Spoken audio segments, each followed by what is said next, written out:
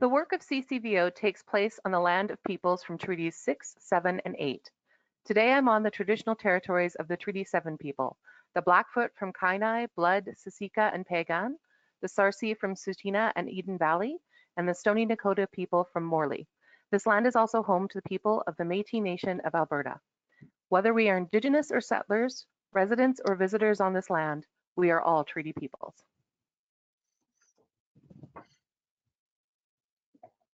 Welcome to the CCVO Capacity Building webinar series. I'm Tracy Braun, Manager Programs here at CCVO. This series is focused on topics that will help nonprofit professionals and the organizations they work with build their capacity and strengthen their impact. Thank you to our sponsors, Land Solutions and Altitude Communications, for their support of the CCVO webinar series. If you're watching this webinar live, we encourage you to post your questions in the question box, and that should be on the right of your screen, and we'll be answering those questions at the end of the webinar. During the presentation, feel free to post comments or answer questions posed by the speaker in the chat box, which is also on the right of your screen. You can also find under the Handouts tab the PowerPoint that you can download at your convenience. For this webinar on advocacy, we're joined by Jeff Loomis. Jeff works as the Executive Director of Momentum, a change-making organization that combines social and economic strategies to reduce poverty in Calgary.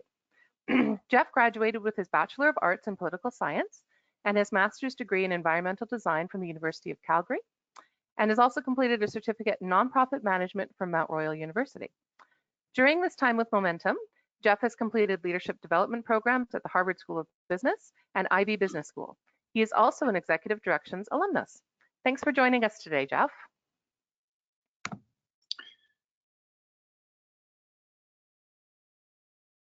Thanks, Tracy. So I'll just advance the slide. So thanks everyone for joining and learning about policy change for mission impact and how by engaging in policy change, it creates the opportunity to try to increase our organizational impact significantly, up to 10 times, which you'll hear about in the case study that I'll share today. So for the session today, I'm hoping that we'll be able to cover three key learning goals. First one is how to select policy priorities, how to then advance those policy priorities, and we won't cover this quite as much, but how to track policy progress. And something I think is important for context is that a lot of what we'll be sharing is based on the Momentum experience. And we have learned significantly from participating in the Max Bell Public Policy Training Institute that a number of staff do the program, and so I do highly recommend it. And our approach is one approach to policy change. So for context, Tracy did introduce Momentum a little bit, but we are a charity and we are a not-for-profit organization, and we primarily use economic approaches to have a social impact, and in particular to try to reduce poverty in our city.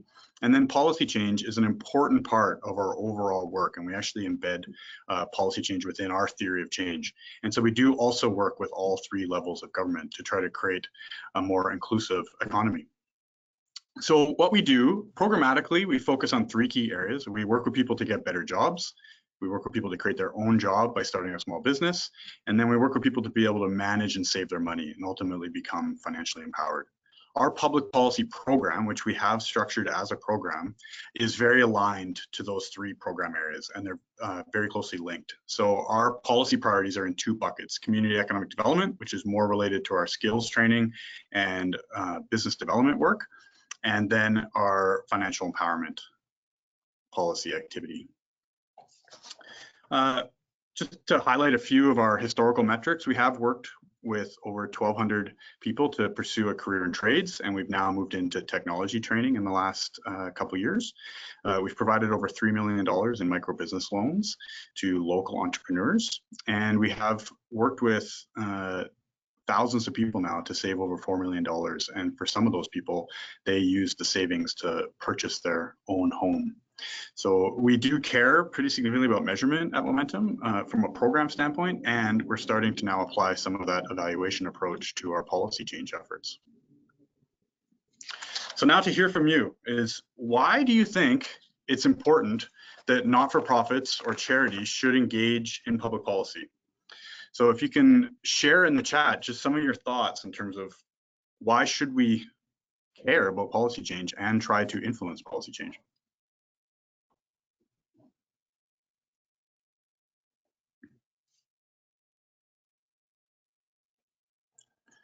Try not to be shy. Hopefully it's not technically challenging to share in the chat.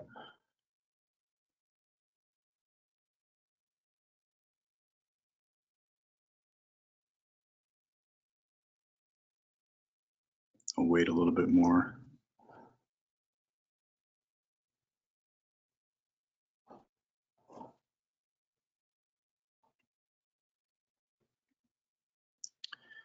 Well, I'll share some of the reasons that momentum engages in policy change. The first one that I think is really important, so we're getting some of the comments and response to the questions in the question box instead of the chat, but if we can use the chat, it's actually easier for me to see it and then I can respond to what people say. So if you can use the chat function, that would be the easiest. So I think the first and probably most important reason that all charities should be thinking about public policy change is grounded in our mission. There's a really great article that Roger Gibbons, who's former CEO of the Canada West Foundation and longtime UC professor, he wrote an article called The Moral Imperative for Public Policy. And it was really based on the fact that with our missions, all nonprofit missions being focused on that social good, that engaging in policy change is a critical tool to support our mission advancement. And I think the other key aspect of that alignment to our mission is very similar to what was put in the chat box, is that it can help change the system. So policy change can get at some of the root causes that we all work at to try to especially address a social issue. I think a really good example of that Momentum was a part of is over the last few years, we were successful in advocating to increase the income support and AISH rates, which does have a direct link to poverty. And then for us at Momentum, another key aspect of that mission alignment is that policy change is aligned to our vision and values. So we actually have a value statement around compassion and social justice. And so we're committed to a society where everyone is valued, and policy change is critical to enabling the reducing of barriers or creating the opportunities for a more inclusive society. So the second one that I wanted to highlight was the potential for scale of impact. And policy change can have a much larger scale of impact than individual program change. And it's not that individual program change is not important. It's just that the scale of change through policy is so significant. And a really tangible example of that is in Calgary. Over 10 years ago, a number of organizations worked to create a low-income transit pass, which still exists. And when the low-income transit pass was evaluated, it saved Calgarians over $3 million a year. Well, in our savings programs at Momentum, you can see in our history of doing savings programs over 20 years, we've helped people save just over 4 million. So in 1 year, people were able to save 3 million through the low-income transit pass. So it really does show that level of impact that is possible. And then the third point was leveraging program innovation. And that's really aligned to the point in the chat around that there is that on the ground expertise from program providers or all nonprofits, that frontline experience in our communities. So leveraging program experience and then the innovation that can come from programs to then inform policy change, I think is another really important reasons why we as not-for-profits should engage in policy change. So two really tangible examples of that is we work with families to open up our ESPs, so registered education savings plans. And we learned through that process that if a family was trying to apply for public housing, Calgary Housing in this case, that if they had an RSP, it would count towards their assets and could make them ineligible to qualify for that housing. So we learned about that experience from participants in our programs, and then we shared that with Calgary Housing. They told us that the rules are set provincially, and we did some advocacy work, and within about a year, those policies changed so that RSPs were considered an ineligible asset and did not exclude people from actually being eligible for public housing. And then I think the best example of a community not-for-profit organization leveraging their experience to then lead to significant social innovation is Plan Canada, which is a community-based organization in Lower Mainland. They really led the creation of what is now called the RDSP, Registered Disability Savings Plan. So their community experience working with families with children with the disabilities led to the creation of the federal government RDSP, which now has billions of dollars in assets across the country. So the second question I have for people is, just advance the slide, is how to select priority policy issues. So what do you think is key to then decide on what policy issues to focus on as an organization? So if you can use the chat, or Tracy, if you can help with move it from the questions to the chat, that would be great. So what are some of the key factors that organizations need to be thinking about in selecting those priority issues?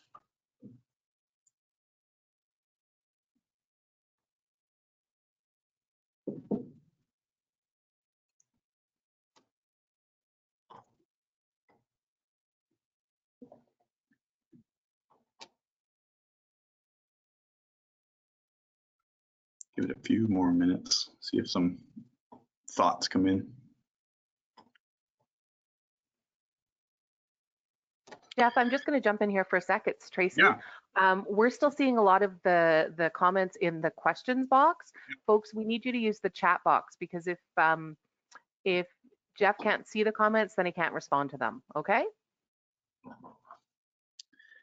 So I think that's a great point of what does the organization already have expertise in? So what aligns to an organization, both their mission and then what they have expertise in. And that's exactly why we try to focus all of our very specific policy change efforts in those key areas that we have the program experience. So I think that's an absolute critical point to selecting policy priorities that an organization focus on. It's kind of stay in the wheelhouse of the organization. And when focusing on what an organization is grounded in their mission, that can really enable a better building of organizational consensus, including at the board level, for support for some of the policy advocacy efforts.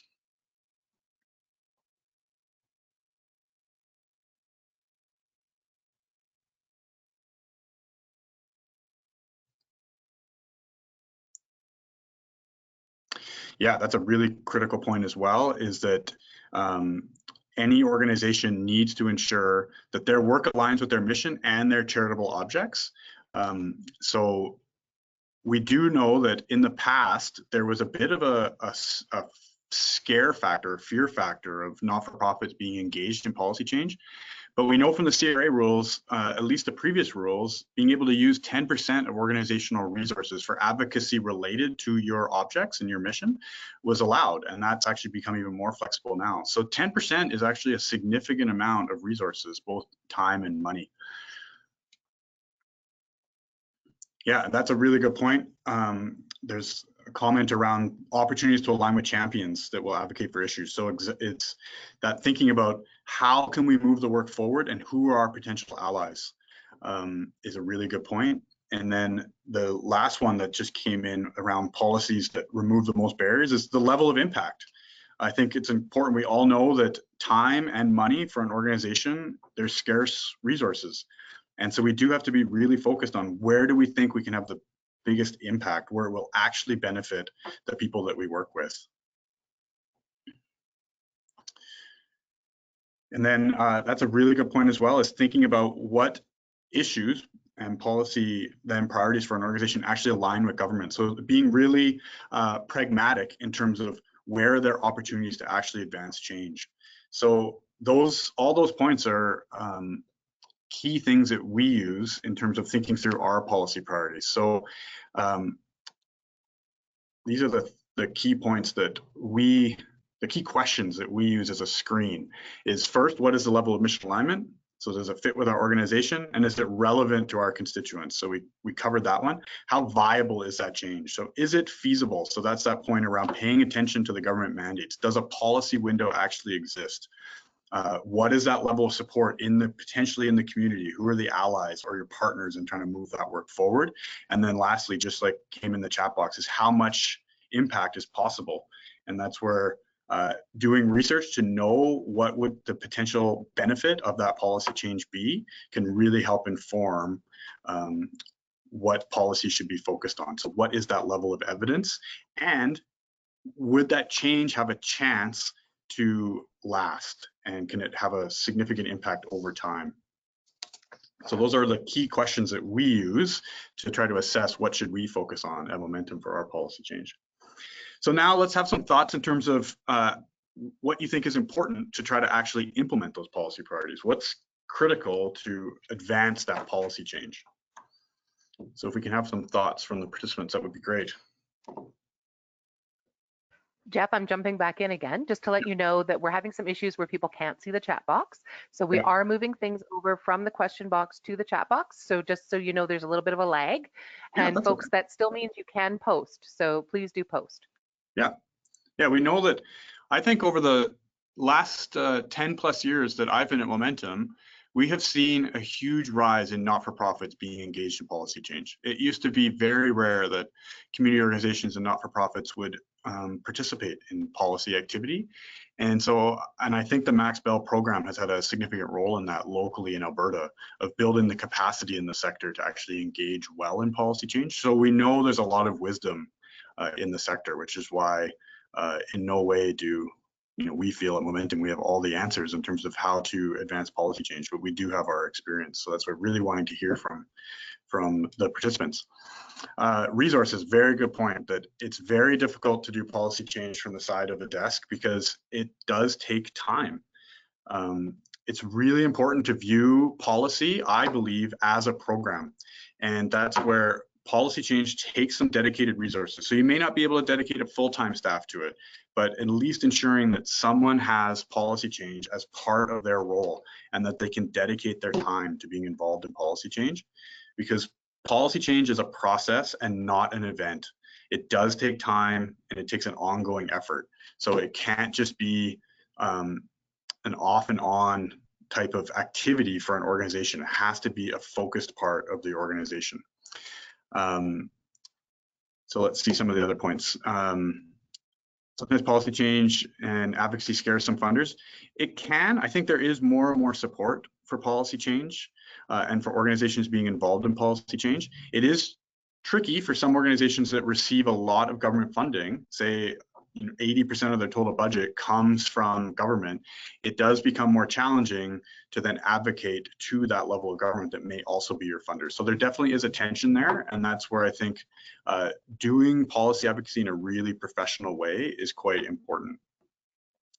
And the building relationships, common interests, that I think is absolutely critical. So building those allies, those supporters, collaborating when it's appropriate with those advocacy partners is absolutely critical. And I think fundamentally the building of the relationships needs to be focused on, most importantly, I would argue, is the government staff. We know that governments can change. Obviously in Alberta we had one political government for many, many years, but we have experienced now governments politically changing, but the staff tend not to change as much. So it is really important to engage primarily at the government staff level and then engage politically when required. And I think it's a really good point on the internal part of sort of that buy-in or gaining support from the organization. And that can be for sure board level right through all the staff, that people have to understand that policy change is different than programmatic change. It does take longer, but it is possible to set it up where it can have some of the similar structures as a program. And I think using a logic model for a policy activity can position policy change as not that different, even though it does take longer and it is less tangible, but it can create that familiarity with policy change more as a program.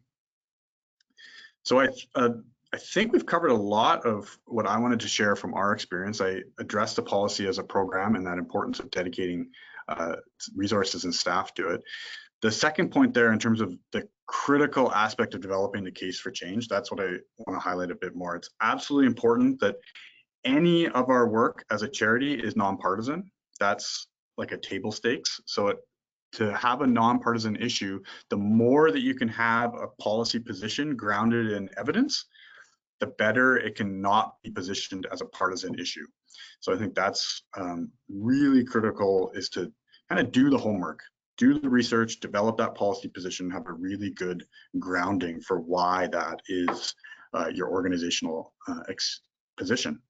And then I think that second point around grounding your position as much in your participant, is what the language we use, or client experience, is really critical. It's when you have it based on the experience of people that you work with, it significantly builds the credibility of your position.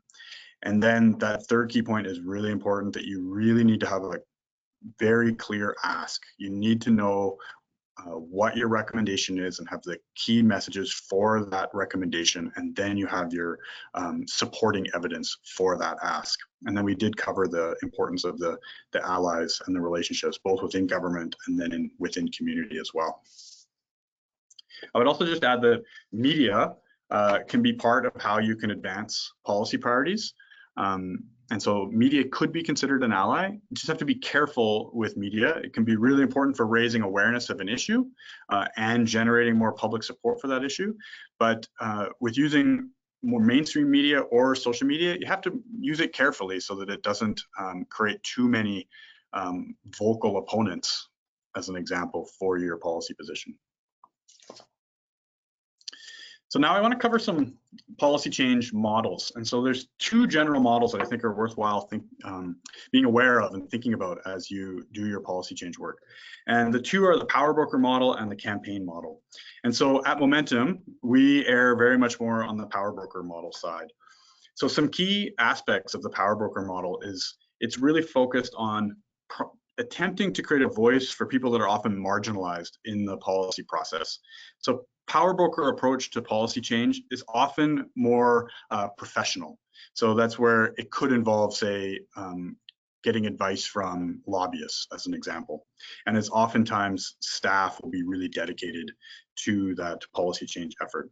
It tends to be very relationship based.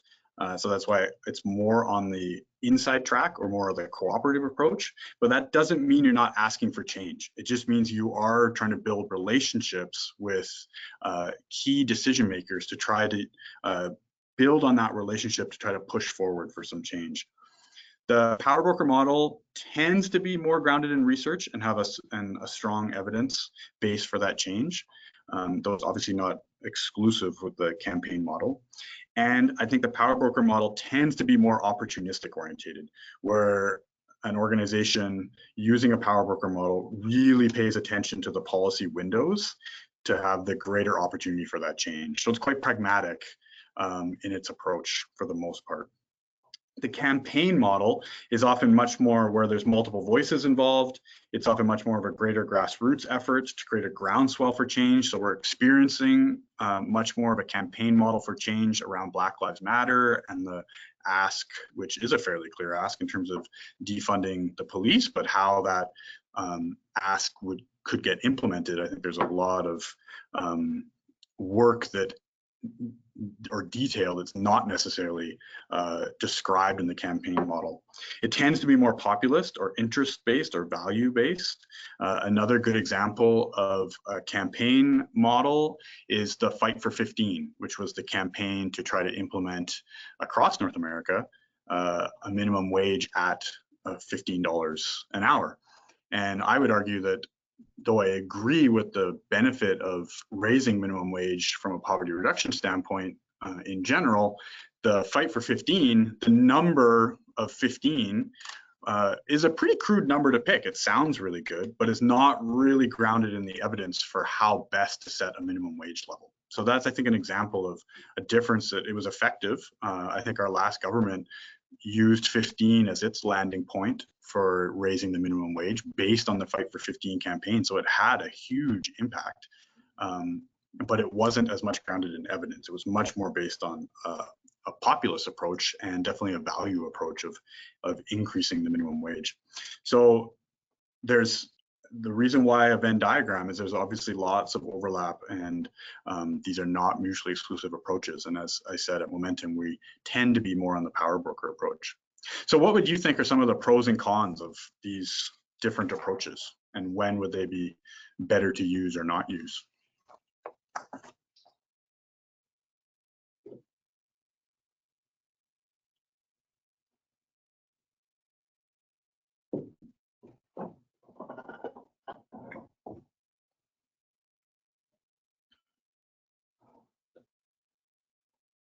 So I'll be patient, Tracy, and wait and see if there's some thoughts on the pros and cons of the two approaches.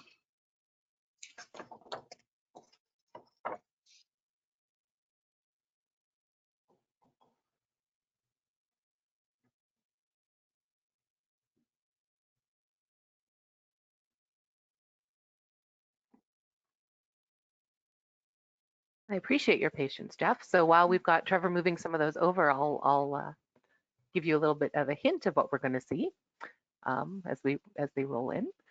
So I'm seeing the idea of power is good, the idea of working with City Council, making changes to city policy, the idea that we need large numbers for the campaign model if it's a grassroots, a campaign to create interest and change, and you follow with the power broker model to sort out the details.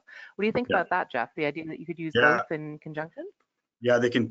They're definitely not mutually exclusive. So I can think of actually a really good example that's recent where there was a campaign approach and elements of a power broker approach, and it's recent in our city is with our city budget challenges last year, there was a big push to reduce the investment in the low-income transit pass at our city.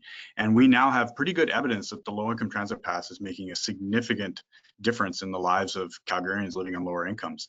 And so there was a campaign approach, Keep Calgary Strong, and a number of organizations were involved in that campaign, showed up at City Council to show that level of community support. And there was also elements of a power broker approach because some key organizational leaders involved in the Keep Calgary Strong campaign were invited to meet with the city manager and other senior civil servants at the city to talk about why we felt, as the cuts were being considered, that the low-income transit pass and a few other investments in programs that benefit lower-income Calgarians should be protected. So the two approaches worked together and ultimately actually led to success that the low-income transit pass was maintained at its level. Yeah, I think that when there's a comment around the power broker model may take longer and the campaign can be faster, I think that really does depend on the issue. We've seen campaign approaches take generations. And so when I think campaign approaches are very critical for when it's a big level of social change that is required. The Black Lives Matter building on the civil rights movement is I think a really good example of that. And the power broker model sometimes can actually be faster because it's maybe a smaller level of policy change that's being pursued, and it's oftentimes very opportunistic and focused on those policy windows. Yeah, another good example of the Green Line going to council that was both campaign and a power broker approach, and on both sides actually, like the pro Green Line and the sort of opposition to the Green Line both used very similar approaches of trying to utilize both aspects or both approaches. So I think the key takeaway is that they're not mutually exclusive, and they both do have pros and cons depending on the issue that's trying to be advanced. So now a big question that often comes up in our sector is around to collaborate or not collaborate, and I think it applies to policy change as well. So our general approach is that collaboration is necessary only when it's a necessity. So I don't think we should collaborate just for the sake of collaboration. Coalitions and collaborations can be highly effective, and at times they are, I think, absolutely crucial. However, they're not always required. So we'll just go through quickly a few examples where it was different levels of collaboration that had different levels of outcome. So a really good example of limited coalition is the example I shared earlier of the social housing regulations and the asset limits for our ESPs. That was an example where it was a very specific issue. There was a really clear case for change. There was, I think, quite limited potential opposition to that change. It just, it doesn't make sense that someone that's saving for their kids' education should have that savings that is oftentimes government grants disqualify them for being eligible for public housing. It was just, it just didn't make sense. And so there's not going to be a lot of opposition to that. I think it was just a miss in how the policy was first developed. And oftentimes a limited coalition works when there's pretty limited financial impact of that policy change. And when policy change can happen at a more minor level. So maybe a regulation change versus a legislation change. An example of the moderate collaboration, which will be the focus of the case study that we'll go into to highlight sort of what can work when advancing policy change, is the change that we were involved in around payday lending. It really did focus on leveraging advocacy allies for greater influence. So I would describe it was co-advocates, but there was not a formal shared position. So there were similar key messages, and some of the asks were probably very similar from different co-advocates, but there wasn't a formal collaboration or entity that helped guide that advocacy effort. And then formal collaboration, I think, is really important when there is a requirement for a collective effort and where there's sharing of resources. I think is really important when an issue is very broad or complex and that a recommendation requires fairly significant change, whether that's an additional money getting invested or where the change hasn't been achieved in the past with other advocacy efforts. And I think a more formal collaboration does really demonstrate the broader community interest and the support of the issue or change. So I think a good example of that is the Social Policy Collaborative is a group of 12 plus organizations in our city that came together, and we co-funded, co-resourced research at the UC School of Public Policy to then inform collective advocacy positions. And one of the key advocacy asks that the Social Policy Collaborative put forward was to raise the income support and ACE rates and to index them to inflation. And we were successful in contributing to that policy change. The disappointing aspect was that the indexing has now been paused, but that was big change that people in the community have been calling for many, many years. There was a MLA review done in 2001 that called for the indexing of income support. And so the policy change didn't happen until 2019. So it shows how policy can take a long time and can be changed back. In this case, it's hopefully not changed forever, but it really was that collective effort that I think was critical to helping move the needle. And obviously for some other reasons, like there was a policy window that the previous government was interested in making changes to income support. So now we'll go on to a case study that Momentum was involved in changing policies around high cost credit. The highest profile part of the high cost credit policy change was around payday lending. Just for context, I think most people are familiar with payday loans. It's often in the media. They're very small loans, oftentimes very expensive to cover short-term expenses. The majority of payday loan customers tend to be living on lower incomes, and the expense is significant. So payday loans in Alberta prior to the policy change were up to 600% interest when it was annualized. And Alberta was actually the most expensive province in the country to get a payday loan. And the payday loan industry and the high cost credit industry in general was and is a very fast growing industry. So from 2001 till about 2010, the growth of fringe financials is another term for high cost credit, increased significantly to the point that there was actually more payday loan outlets in the United States, where it is a more pronounced issue than in Canada. There was more payday loan outlets than McDonald's and Burger King's combined in all of the US. So significant challenge. At an individual level, it has a huge impact on people's lives. And so this is a picture of Timothy, who is a Momentum participant, graduated from one of our financial empowerment savings programs. And Timothy, when he was fairly new to Canada, was working in a low-wage job, and his mom got sick in Nigeria, and he took out a payday loan without knowing the full cost up front. And he took out a loan to help pay for his mother's hospital bills, which was a $600 loan. By the time he paid off that loan, almost a year later, he had to pay $2,400 to pay off that original $600 loan. So an example of the huge impact that it can have on someone's finances. And he ended up, during that period, ended up having to couch surf and had unstable housing.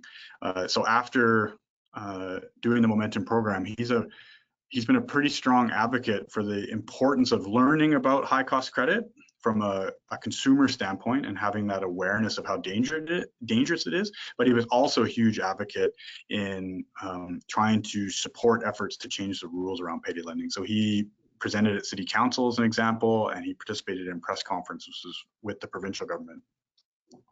So after a few years of policy change efforts, both at the city level and at the provincial level, the big change that the government put forward for payday lending was to move Alberta from the most expensive place in Canada to get a payday loan to the least expensive.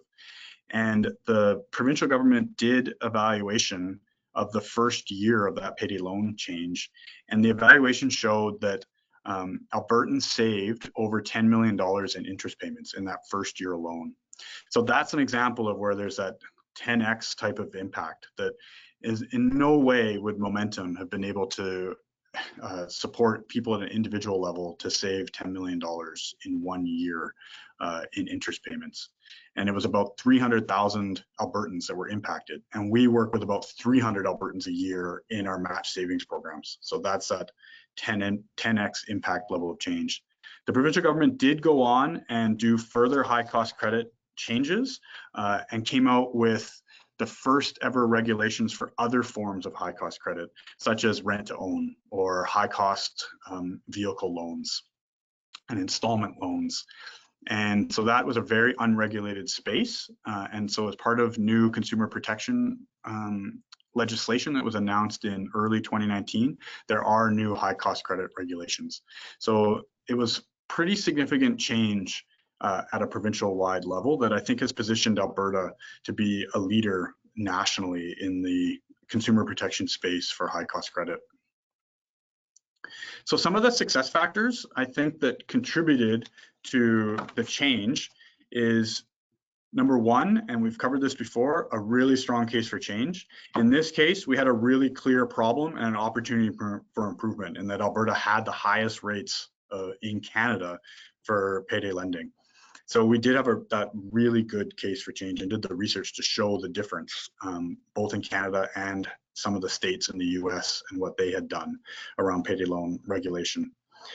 We also had participant experiences. So we had the stories like Timothy's story, but for the high cost credit, we hosted a number of focus groups with high cost credit consumers, and we had a number of contracts that people were willing to share with us, for example, like rent to own contracts that showed that even in that contract, it should have been arguably an illegal loan. And we were able to share those contracts with the government staff that are responsible for the regulation. And then we really did work on building relationships with key government staff, as well as the broader community support. And the government staff, I think they started to view us as a place that was credible, that they could go to really help them learn more about the issue. So they approached us to host focus groups, as an example. And then the community support was absolutely critical, that there was a number of co-advocates. So in no way was Momentum the only advocate for this change. There was private citizens that were involved in some of the advocacy efforts. There was other organizations, and there were some unusual allies.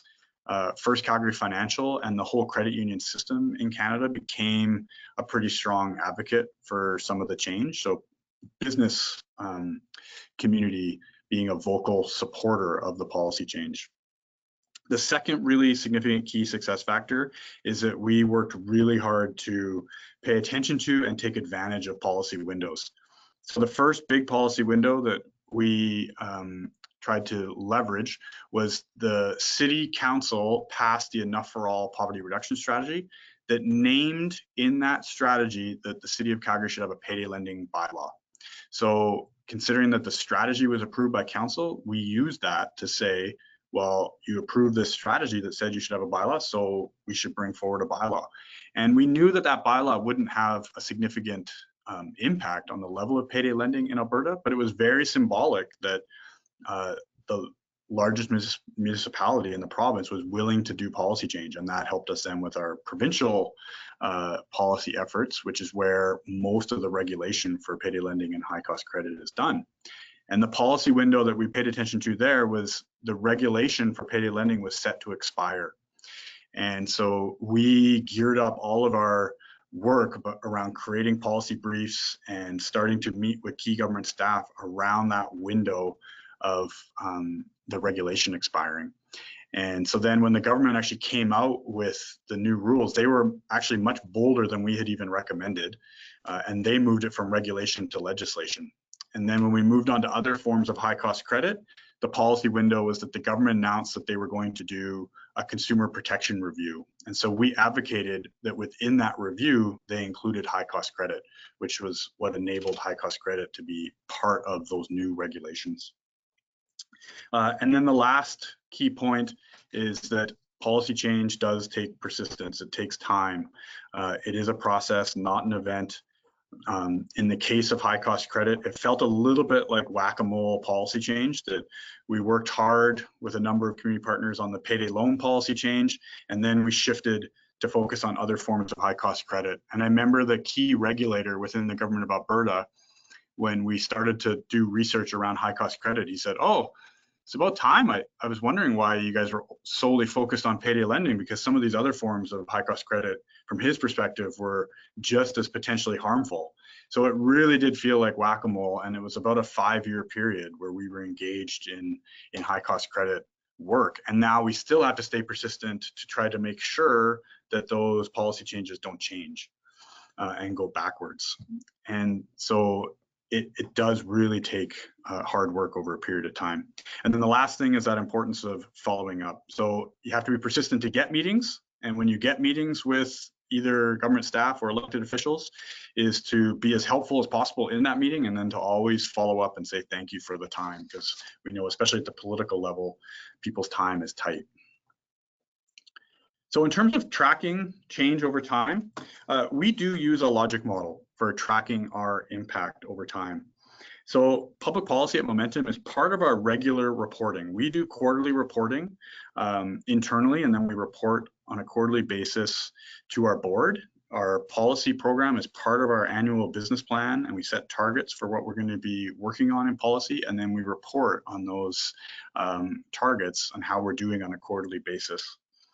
We also use Razor's Edge. So I'm sure a lot of people are familiar with Razor's Edge from a fundraising standpoint, but we use Razor's Edge for our policy work to be able to track our contacts and do the relationship management related to policy change. As we're tracking our activities and then our outputs on that quarterly basis, one of the key things we pay attention to is we publish almost all of our policy briefs on our website. So then we track the number of openings as an indicator of activity at the output level. And then at the outcome level, both short-term and long-term, we start to really track what is the change that's actually created. And we're excited that we're trying out a new evaluation approach to get a better sense of that long-term impact, and we're using an outcome harvest for the first time ever. So by this fall, we'll have an outcome harvest published, and we're working with Mark Cabage, who many people know in the sector, to highlight the high cost credit policy change that we contributed to over the last number of years. So to wrap up, the overall takeaways that I hope you can go away with is that policy influence is possible. We should have a role as charities and not-for-profits in influencing policy, and that when we do work to have an influence, we can be effective in influencing change. I would hope that you can take away that you can view policy activity like a program. So ideally, you can dedicate resources. So if you can't put money into it, you can at least dedicate maybe some staff time, and to really identify what you're trying to achieve, so your goals, and then how you can track the progress. And to remember that relationships are absolutely critical. So that's both within government and in the community, and that timing is so important, that you have to pay attention to the political dynamics and take advantage of the opportunities, and be pragmatic and adjust maybe your ask depending on the current political dynamic, and pay attention to when policies are up for review, because that's when you can have the most influence. So it's really important that we all view contributing to policy change as absolutely critical to advancing our missions. So Tracy, back over to you. Thanks, Jeff. That was really great. So again, folks, you can put your questions in the question box, and as those roll in, I will share them with Jeff. But let's start with where can an organization start if they've never done advocacy before? What would be your recommendations, Jeff? So I think there's a few baby steps. Is an organization could start connecting more with other organizations involved in policy change. So an organization like Vibrant Communities Calgary, that is the steward of the Enough for All poverty reduction strategy, they do a lot of policy work, and they help steward to some degree the social policy collaborative. So starting to engage in collaborative activities focused on policy change is a good way to start that engagement. I would say a second key place to start is build capacity internally.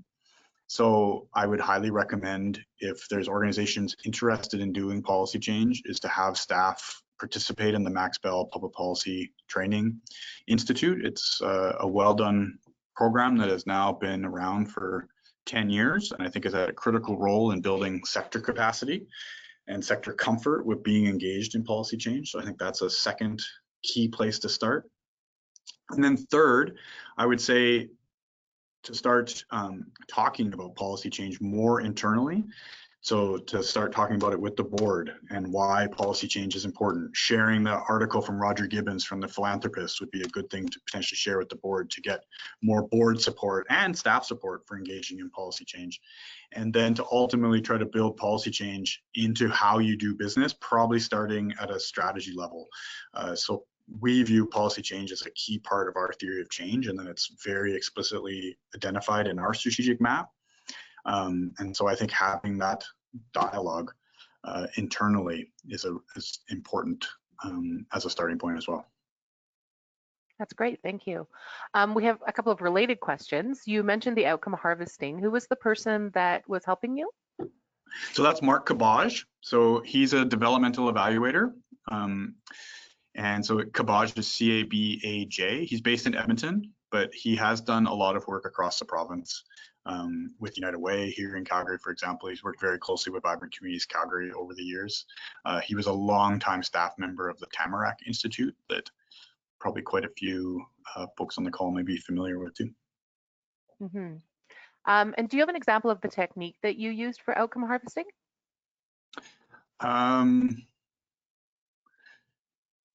I don't know about technique. So outcome harvesting is an evaluation approach.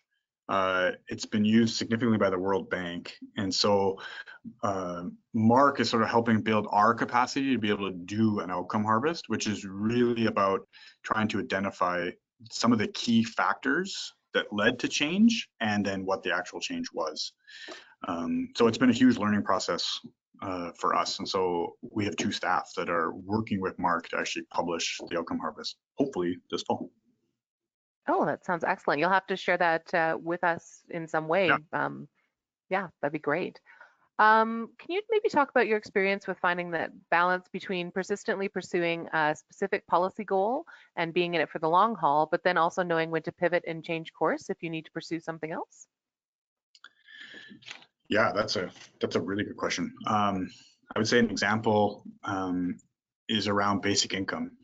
So we have been involved in some of the basic income work in our province for a few years. and we weren't the lead on it. We just participated in different community initiatives like Basic Income Calgary, now Basic Income Alberta, and Vibrant Communities Calgary was more of the lead, which we work very closely with. But we had Basic Income named in our logic model for a few years, and it was starting to look like policy windows were opening, both at a federal and potentially provincial level. And then because of the changing political dynamics, we took it out of our logic model. VCC actually was planning on not doing as much work in the basic income space as well. And then with COVID happening, it brought basic income back onto the policy radar. So we still are not very engaged in basic income at this point. We're primarily engaging through Vibrant Communities Calgary, but VCC has, and it was not planned, it was not in their annual work plan to be engaged in basic income work, but they're now co-chairing Basic Income Alberta. They just published an op-ed in the Edmonton Journal on basic income, and it's because there is a policy window at the federal level. So they're trying to seize that opportunity and get the experience and perspective from Alberta, and in particular Calgary, into that policy development work that's happening at a federal level. So I think that's a really live example right now of having to pivot depending on the policy windows. That's great, thanks. So I know we talk a lot about advocacy, you know, and our successes in general. Our sector is very good at talking about success. But is there an example you could give us of a time when maybe you did some advocacy, or you were thinking about doing some of this work and decided maybe not just even to pivot, but maybe it wasn't the right piece of work to move forward with, and what you would recommend if organizations started on a path and realized it wasn't the right way to go? Yeah, we had a policy effort a few years ago that was ended up being a dismal failure, and we have been quite involved in promoting our ESPs, registered education savings plans, and in particular the government grants that enable lower income families to open up RSPs without it being a strain to their finances, because they can access government grants versus having to save some of their own money that is very tight. And there was a provincial grant that was available for all Albertans for years that could go into RSPs. And back when the PC government was changing over to the NDs, the PCs had announced that they were going to cut that provincial grant for RSPs.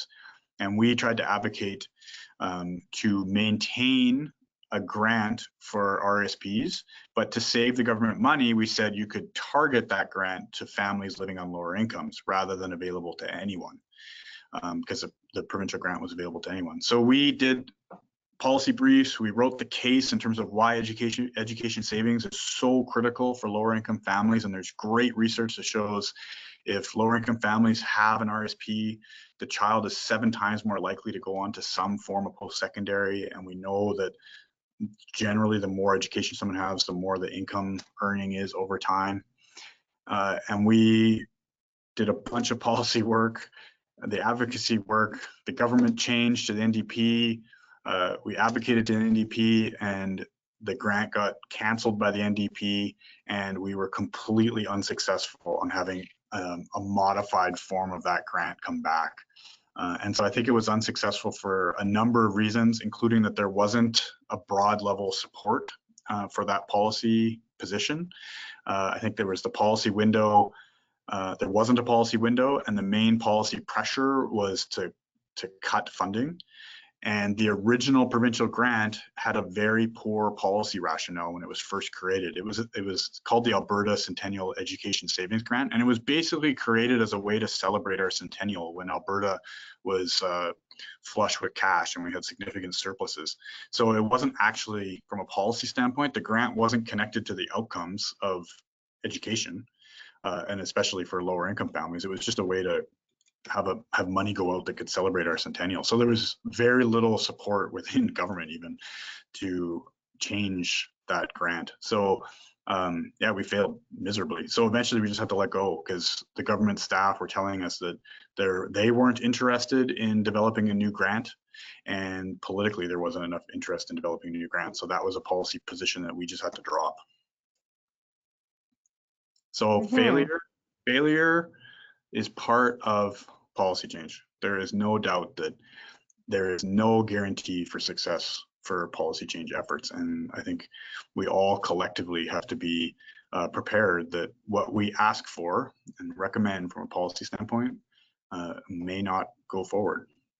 But when we do make contributions to change, it can be very significant. And that's where I think it's still very worthwhile to pursue. That's great, thanks. And I think that's a great note to wrap it up on. If you still have a question, feel free to still drop it in the question box, because Jeff will be following up with us for a blog post in a couple of weeks. So we have all of our webinars recordings on the webinars page at calgarycvo.org. You'll also find the links to blog posts from the past and the blog post that will be coming from Jeff in the future. You can feel free to check out all of those webinars, as well as other information about CCVO. And Mary, I think at this point you're advancing a slide for me. There we go. So this is how you can get in touch with Jeff, of course. Not that we want to inundate your inbox, Jeff, but I'm sure people have questions and we're pretty inspired by your talk. So thank you very much. We really appreciate it. Thanks for the opportunity. You're welcome. And if you are looking for more from CCVO, we have our nonprofits at 2 coming on September 17th. We'll be hearing from panelists discussing building a strategy for community prosperity. If your organization is a CCVO member, you can actually attend this event for free. There's, again, more information on our website, so feel free to check that out. And then I'd like to thank, before we wrap up, our sponsors, Land Solutions and Altitude Communications. I'd like to thank all of the CCVO's team who were working behind the scenes to produce this webinar and give us support. And a shout out to those of you on the CCVO team who came out to listen today. And to you, the audience, for spending this time with us.